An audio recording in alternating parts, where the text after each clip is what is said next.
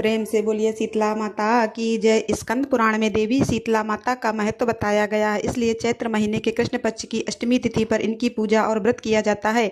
अक्सर शीतला माता की पूजा चैत्र मास के कृष्ण पक्ष की सप्तमी तिथि से ही प्रारंभ हो जाती है, क्योंकि शीतला माता को ठंडे और बासी भोजन का भोग लगाया जाता है, जो कि चैत्र कृष्ण पक्ष की सप्तमी तिथि को मनाया जाता है। लेकिन कुछ जगह पर इनकी पूजा होली के बाद पड़ने वाले पहले सोमवार अथवा गुरुवार के दिन ही की जाती है। शीतला माता का उल्लेख कई शास्त्रों में मिलता है, खासकर स्कंद पुराण में उन्हें चेचक की देवी के रूप में वर्णित किया गया है और वे इस रोग का कारण भी हैं और उसका इलाज भी है। जब शीतला देवी पहली बार यज्ञ की अग्नि से प्रकट हुई तो ब्रह्मा जी ने उनसे कहा कि मनुष्य उनकी पूजा तब तक करते रहेंगे जब तक वे उड़द दाल के बीज अपने साथ रखेंगी। अपने साथी ज्वरसुर, जो भगवान शिव के पसीने से उत्पन्न बुखार का राक्षस था, वे उसके साथ देवताओं से मिलने के लिए यात्रा पर निकली। रास्ते में कहीं उनकी दालें चेचक के कीटाणुओं में बदल गईं और फिर वे जिसके भी पास जाती उन्हें बुखार और चेचक हो जाता। तब देवताओं ने पीड़ित होकर शीतला माता से दया की भीख मांगी और उनसे विनती की कि वे अपने साथ कीटाणुओं का बोझ लेकर पृथ्वी पर जाएं। शीतला देवी मान गईं और ज्वरासुर के साथ पृथ्वी पर आ गईं। उनका पहला पड़ाव राजा विराट के दरबार में था, जो भगवान शिव के भक्त थे। राजा विराट शीतला माता की पूजा करने और उन्हें अपने राज्य में स्थान देने के लिए सहमत तो हो गए, लेकिन उन्होंने शीतला माता को शिव जी पर सर्वोच्चता देने से इनकार कर दिया। इस पर शीतला माता ने राजा विराट को अपनी प्रजा को संक्रमित करने की धमकी दी। राजा विराट नहीं माने और शीतला देवी ने तब राजा विराट पर 75 प्रकार के चेचक के कीटाणु छोड़ दिए और यह बीमारी दूर दूर तक फैल गई, जिससे कई लोगों की मृत्यु हो गई। आखिरकार राजा विराट का मन बदल गया और शीतला माता ने उन्हें और उनकी प्रजा को स्वस्थ कर दिया। शीतला माता गधे पर सवार होती हैं। उनकी 4 भुजाएं हैं, जिनमें नीम की झाड़ू, पंखा, छोटा कटोरा और जल का पात्र होता है और वे इन वस्तुओं का उपयोग कर घर को रोग मुक्त करने के लिए करती हैं। वे झाड़ू से कीटाणुओं को इकट्ठा करती हैं, पंखे से उन्हें एकत्रित करती हैं और कटोरे में डाल देती हैं। फिर वे घर को शुद्ध करने के लिए जो पात्र जिसमें गंगा जी का पवित्र गंगा जल भरा हुआ है, उससे जल छिड़कती हैं। शीतला नाम का अर्थ होता है शीतला प्रदान करने वाली। ऋतुओं के परिवर्तन और गर्मी के मौसम के आगमन के साथ मनुष्य स्वास्थ्य के लिए स्वच्छता के महत्व पर जोर देना आवश्यक है और शीतला माता की पूजा आसपास को साफ और स्वच्छ रखने की प्रेरणा ही प्रदान करती है। इसीलिए शीतला माता की पूजा में साफ सफाई का विशेष ध्यान दिया जाता है। साथ ही केवल इस दिन ठंडा और बासी भोजन प्रसाद रूप में ग्रहण करने के बाद से फिर ठंडा और बासी भोजन ग्रहण करने से बचना चाहिए, क्योंकि मौसम परिवर्तन के कारण शरीर में रोग आदि हो सकते हैं।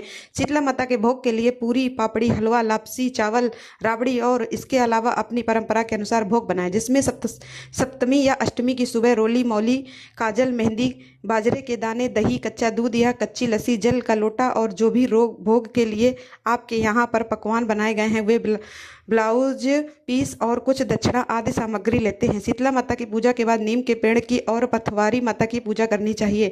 पूजा के बाद बाजरे के दाने हाथ में लेकर शीतला माता की कहानी सुनते हैं। बाजरे के दाने से खेत भी बोते हैं। ऐसी मान्यता है कि गणगौर पूजा करने वाली महिलाएं इसी दिन ज्वारे भी बोती हैं। शीतला माता को अष्टमी को बसोड़ा भी कहते हैं। आइए अब सुनते हैं शीतला माता की कहानी। हिंदू धर्म की मान्यता के अनुसार चैत्र का महीना आया, होली के बाद के दिन आए शीतला सप्तमी माता आई। तब सभी लोग कहने लगे, माता आई, माता आई। माता के स्वागत के लिए किसी ने हलवा बनाया, किसी ने लपसी, माता के गर्म खाने का भोग लगाया, जिससे माता के अंग अंग में आग जलने लगी। तो माता दौड़ी दौड़ी कुम्हार के घर गई। कुम्हार से बोली, मेरा अंग जल रहा है। कुम्हार ने शीतला माता को ठंडी मिट्टी से लेप कर दिया और शीतला माता को थोड़ा आराम मिला तो कहने लगी, बेटा मुझे भूख लगी है। कुम्हार के घर रात की बनी रोटी राबड़ी रखी थी, उसने माता को वही खिला दी, जिससे माता का ताप शांत हो गया और कुम्हार पर प्रसन्न होकर वह बोली, सारी नगरी में हाहाकार होगा, केवल तुम्हारा ही घर बचेगा और तेरे घर में सदा अन्न धन के भंडार भरे रहेंगे। फिर तो कुछ ही समय में पूरी नगरी त्राही त्राही करने लगी और शीतला माता की कृपा से कुम्हार का घर बच गया। यह देखकर सारे लोगों को बड़ा आश्चर्य हुआ। उन्होंने कुम्हार से पूछा, कुम्हार तूने क्या जादू किया जिससे सारा नगर तो नष्ट हो गया लेकिन तेरा घर बचा रहा? कुम्हार बोला, मैंने माता को शीतल किया और तुम सबने माता को गर्म भोजन करवाया, जिससे माता के अंग अंग में छाले हो गए। इसी कारण माता का कोप हुआ और पूरे नगर में बीमारी फैल गई, त्राही त्राही मच गई। लोगों ने पूछा, माता कहाँ है? तो कुम्हार कहने लगा, माता तो नीम की छाया में बैठी है। सभी शीतला माता की शरण में गए और माता से क्षमा मांगी। तब माता ने कहा कि तुमने मुझे गर्म भोजन खिलाया जिससे मेरे मुंह में छाले हो गए, लेकिन कुम्हार ने मुझे ठंडा भोजन करवाया जिससे मुझे ठंडक मिली।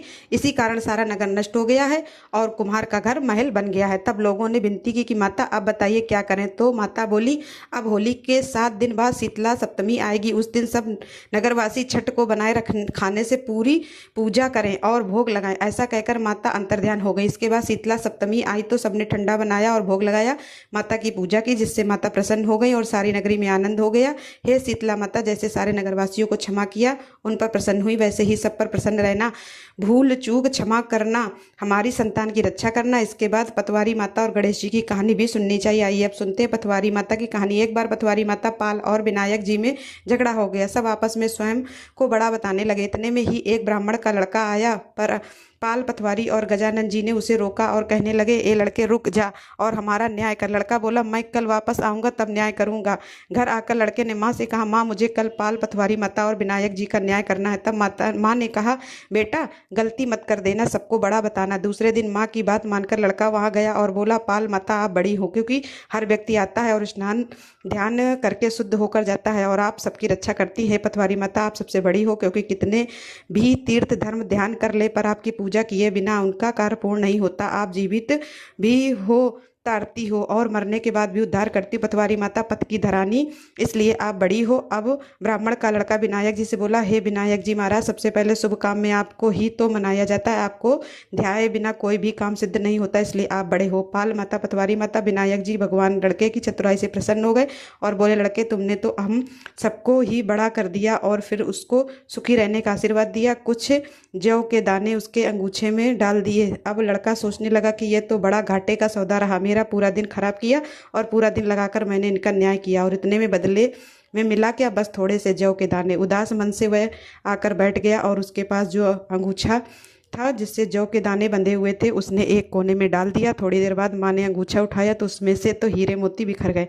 माँ ने ध्यान नहीं दिया। तब वह अपने बेटे के पास जाकर बोली, बेटा न्याय करके क्या मिला। लड़का बोला, माँ कोने में जौ पड़ा है, देख ले। माँ वहाँ गई, देखा तो हैरान रह गई, वहाँ तो हीरे मोती का ढेर लगा हुआ था। माँ देखकर बड़ी प्रसन्न हुई। माँ ने बेटे को बुलाया और कहा, बेटा आज तो पाल माता, पतवारी माता और विनायक जी भगवान हम पर प्रसन्न हुए हैं। माँ बेटे बहुत प्रसन्न हुए। हे भगवान, जैसा पाल, पतवारी माता का, विनायक जी का भगवान ने उस लड़के को दिया, वैसा सबको देना। कहानी कहते सुनते और हुंकार भरते सबको सुख समृद्धि धन धान्य का आशीर्वाद देना। सभी से प्रेम से बोलिए, पतवारी माता की जय।